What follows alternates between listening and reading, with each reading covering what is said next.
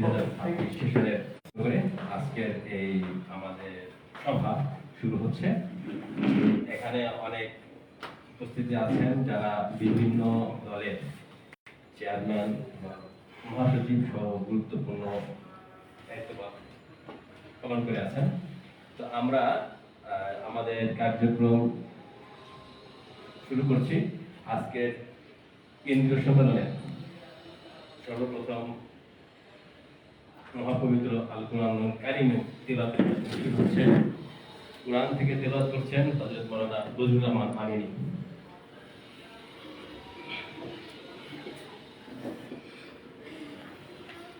السلام عليكم ورحمة الله وبركاته. وعليكم السلام ورحمة الله. أعوذ بالله من الشيطان الرجيم. بسم الله الرحمن الرحيم.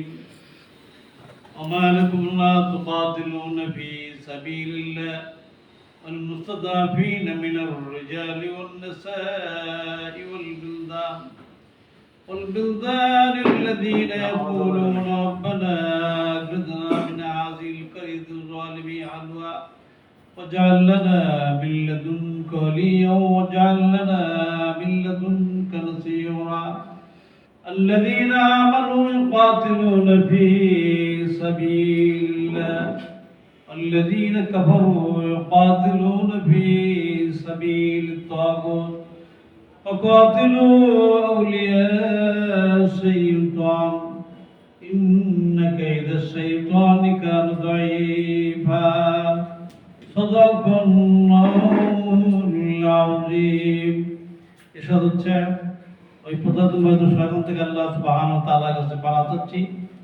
পরম করুণাময় শুধু আল্লাহর নামে শুরু করছি।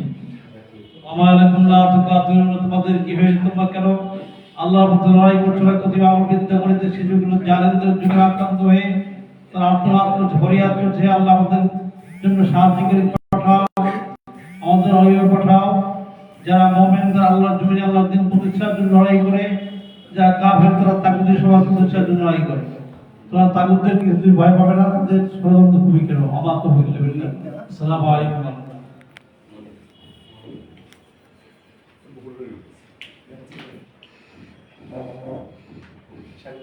আলহামদুলিল্লাহ, আধিপত্য প্রতিরোধ আন্দোলনের আজকে কেন্দ্রীয় সম্মেলন পবিত্র কোরআন তিলাওয়াতের মাধ্যমে শুরু হলো। এই পর্যায়ে স্বাগত বক্তব্য রাখবেন আধিপত্য প্রতিরোধ আন্দোলনের সম্মানিত আহ্বায়ক জনাব ডাক্তার মাসুদ হোসেন।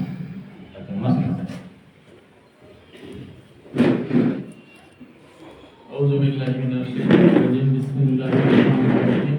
نحمده ونصلي على رسوله الكريم. أما بعد.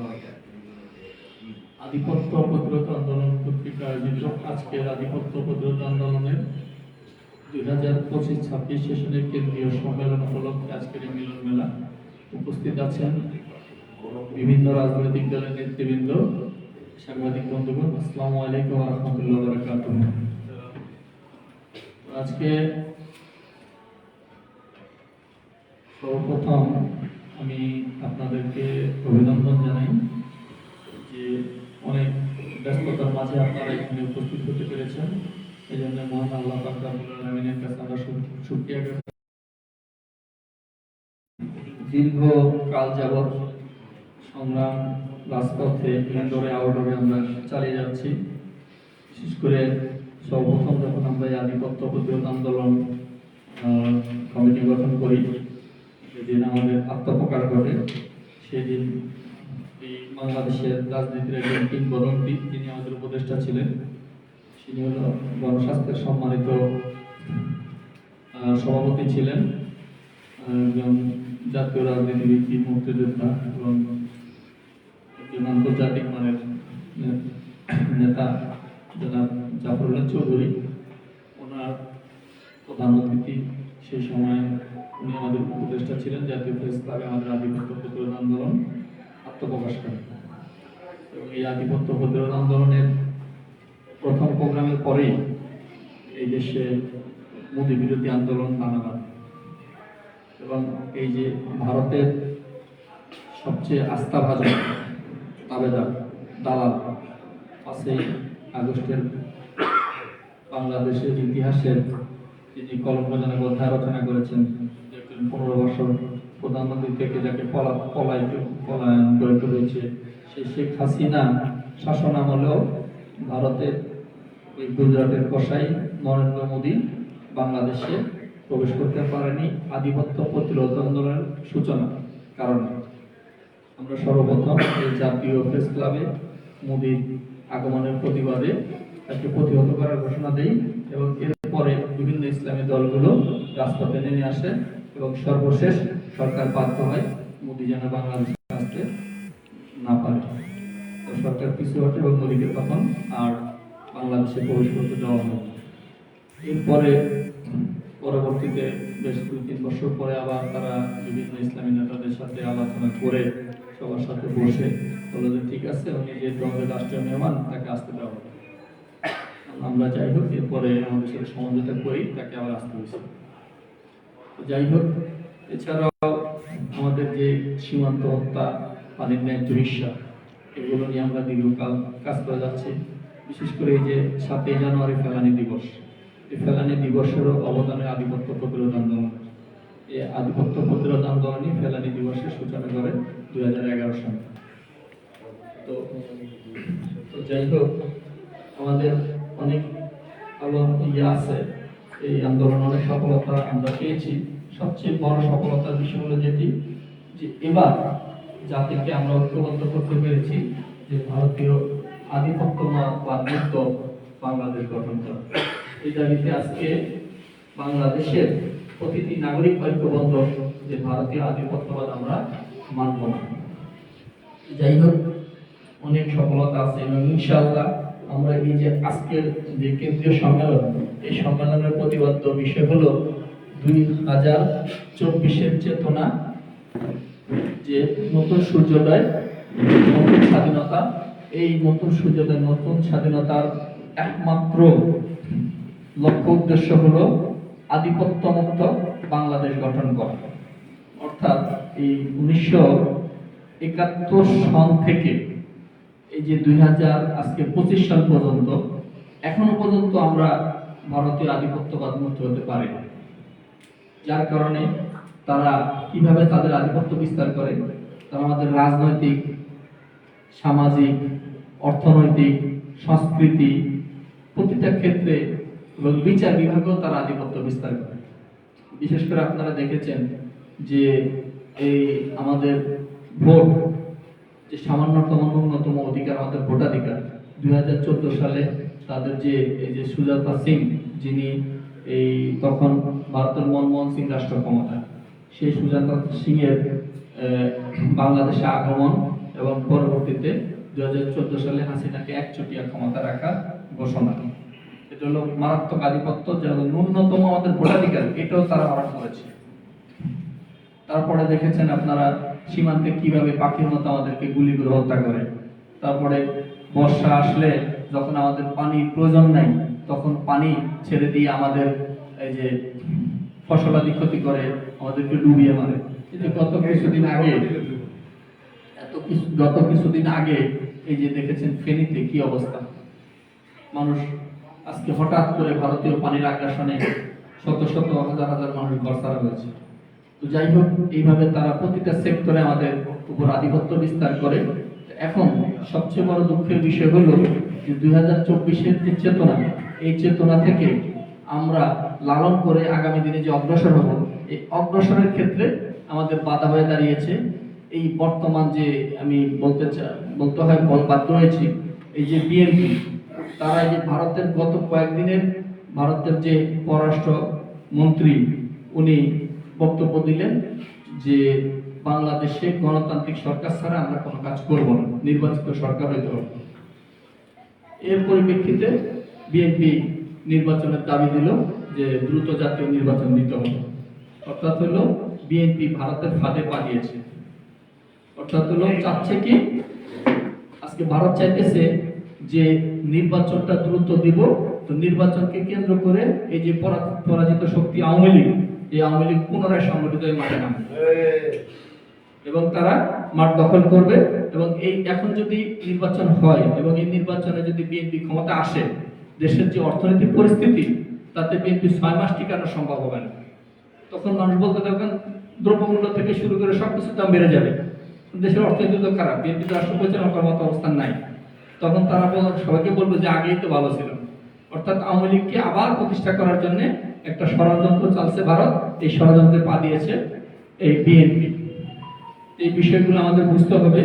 আমাদের এই 2024-এর চেতনা হলো ভারতীয় আধিপত্য মুক্ত বাংলাদেশ গঠন করা। তো যাই হোক, আমি আমার বক্তব্য আর দীর্ঘায়িত করব না। আপাতত আমার এই স্বাগত বক্তব্য এখানে সমাপ্ত করলাম। আল্লাহ হাফেজ। বাংলাদেশ জিন্দাবাদ, আধিপত্য প্রতিরোধ আন্দোলন জিন্দাবাদ।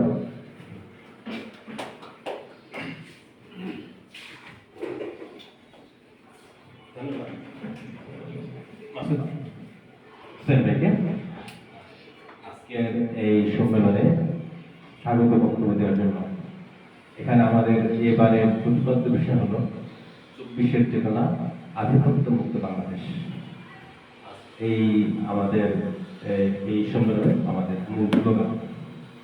তো আমরা এখন আমাদের সম্মেলনের কার্যক্রম শুরু করছি। শুরুতে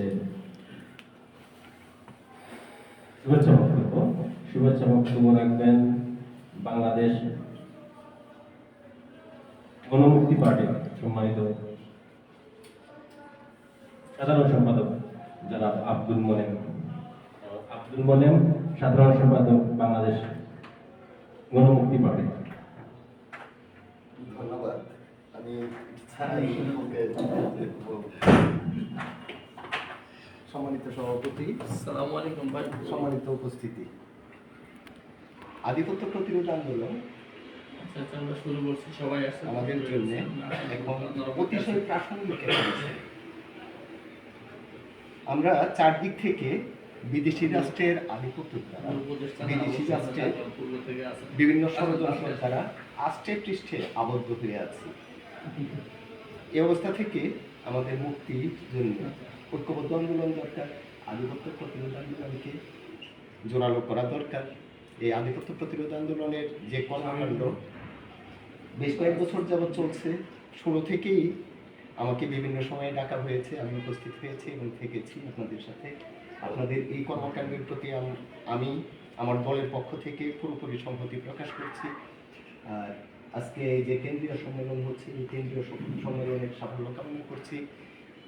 যে কথাটা আমার বলতে হয়, ইতিমধ্যে উদ্বোধনী বক্তব্যে সভাপতি সাহেব যে কথাগুলি বলেছেন, বিএনপি প্রসঙ্গ একটু এনেছেন, ভারতের প্রসঙ্গ এনেছেন।